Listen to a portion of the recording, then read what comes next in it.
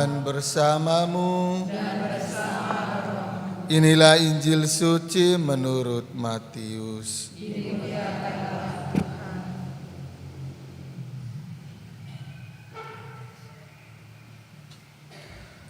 Pada suatu hari datanglah orang-orang Farisi kepada Yesus untuk mencobai Dia.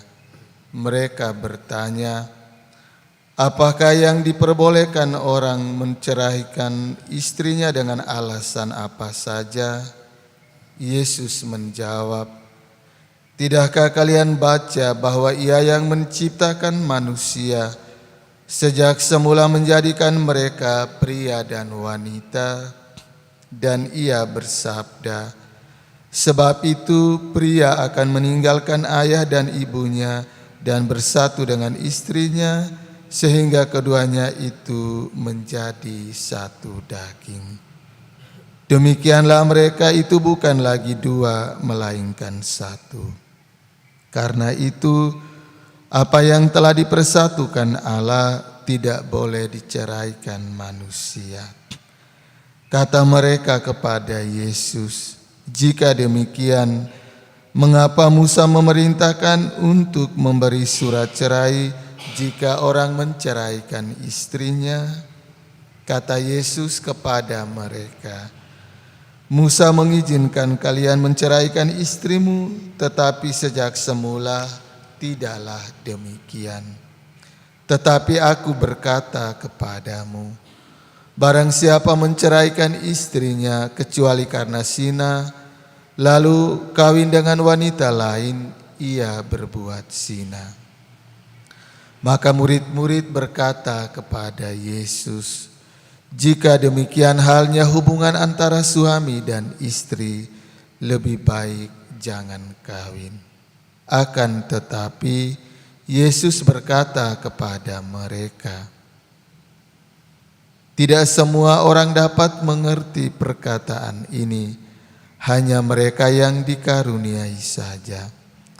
Ada orang yang tidak dapat kawin karena ia memang lahir demikian dari rahim ibunya.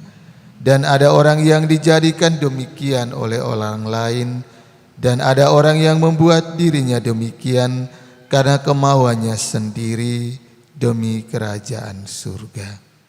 Siapa yang dapat mengerti, hendaklah ia mengerti.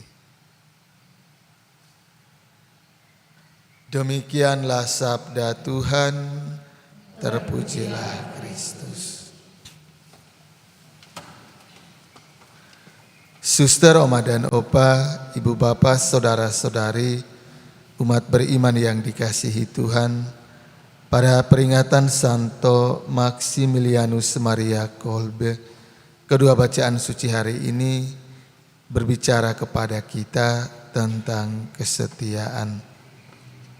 Nabi Yehezkiel menggambarkan bangsa Israel, bangsa pilihan Allah itu ibarat bayi yang dipelihara Allah dengan penuh kasih sayang, tetapi setelah tumbuh mengerti tentang yang baik dan yang jahat, bangsa Israel banyak kali tidak setia kepada Allah. Meskipun demikian, Allah tetap menerima dan mengampuni mereka, karena kasih setia Allah tidak bisa dibatalkan oleh ketidaksetiaan manusia.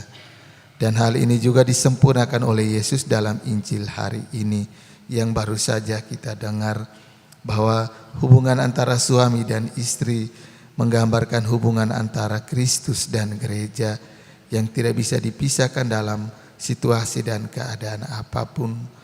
Tetapi seringkali anggota gereja kurang setia terhadap Yesus, kepala gereja itu sendiri. Maka kesetiaan itu menjadi sesuatu yang langka yang perlu kita perjuangkan di sepanjang hidup kita. Kesetiaan pada panggilan kita sebagai orang-orang yang memiliki panggilan khusus, juga kesetiaan dalam rumah tangga, dalam hidup berkeluarga, itu sangat dibutuhkan untuk memupuk iman, harapan dan kasih, maka butuh kesetiaan. Mari kita berjuang, kita belajar untuk mencintai kesetiaan dan memupuknya dengan penuh kerendahan hati, di hadapan Allah dan sesama yang lain. Semoga